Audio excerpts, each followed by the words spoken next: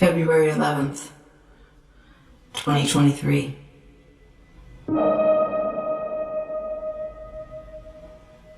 Last night there was a party for a young artist uptown. I didn't really want to go because I'd seen the work and wasn't crazy about it.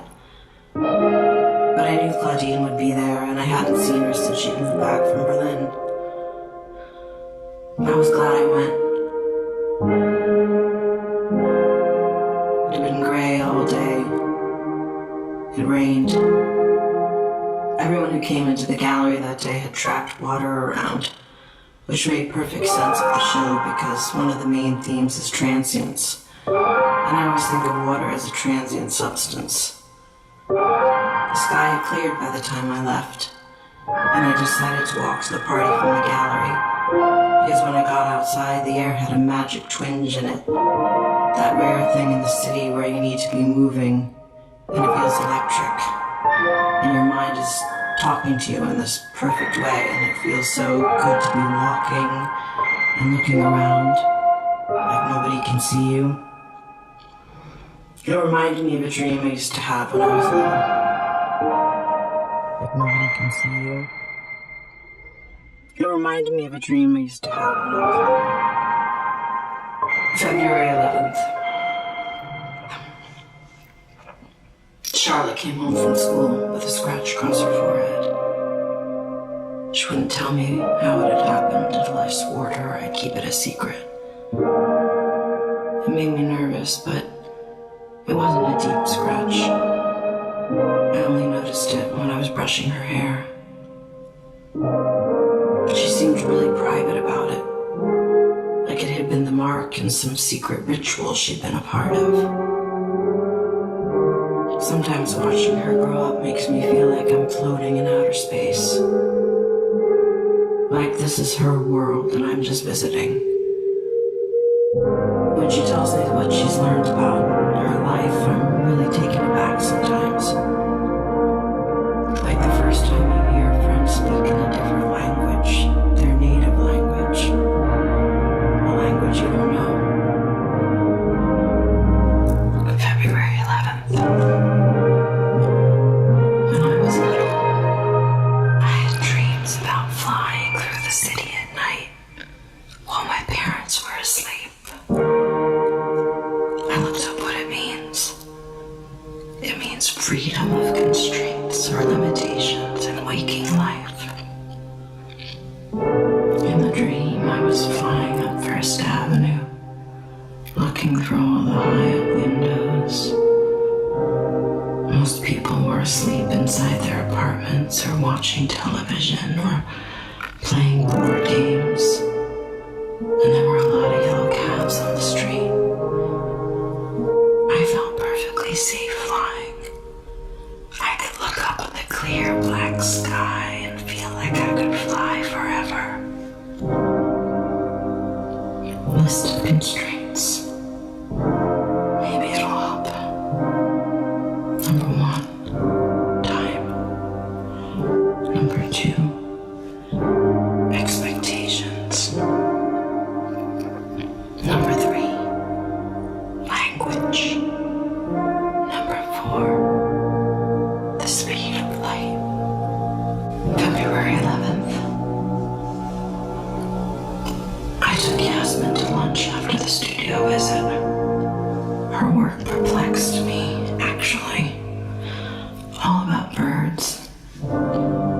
She's been using scraps of canvas and trash from the flower district to make nests, studying the architecture of nests she finds in Central Park. Some of the feathers she collected are really beautiful. Yasmin scares me a little. I don't think she takes good care of herself. And I think she needs to go out and have more fun. I told her to wear gloves when she handles the trash. She looked at me with pity after I said it, like, oh, poor you, you're so afraid. It made me kind of angry. The way I get angry at a great work of art for making me feel small. February 11th. Listen to Disintegration on the subway to Brooklyn. Brooklyn.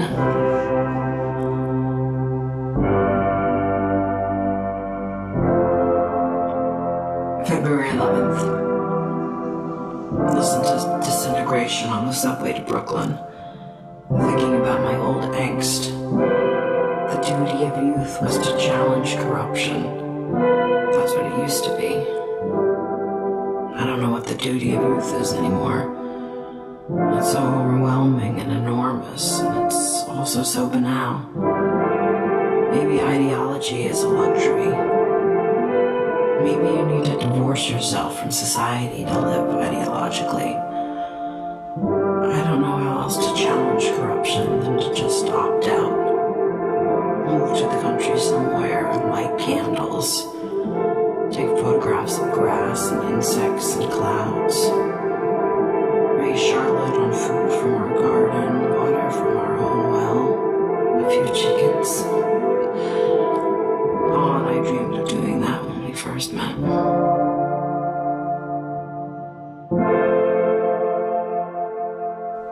February 11th. Today at work, someone came in off the street and asked for a recommendation for a quiet place to sit and read. I couldn't think of anywhere. Not one place in the neighborhood. He looked at the art for a while, and then he went back out into the rain. I went into my office and shut the door and read a book. I didn't check my email or answer the phone. I need to do that more often. Yasmin told me about a Sufi legend about birds. I tried retelling it to Charlotte at bedtime, but I'm sure I got it wrong. In the story, every bird represents a human fault, and there are 1,000 birds. The birds decide to go off in search of their leader. They have to cross 7 valleys to find her. Love, knowledge, detachment, unity, wonderment, annihilation, or something else. And when they realize there's this different way ahead, when they realize there's this difficult way ahead, most of them make up an excuse and go home. The nightingale, the parrot, the peacock, they almost all quit. In the end, only 30 birds make it. When they get to where they're going, they find a lake and look down and see themselves in the reflection. And they realize that they're their own leader. Together, they've been guiding themselves. I don't know.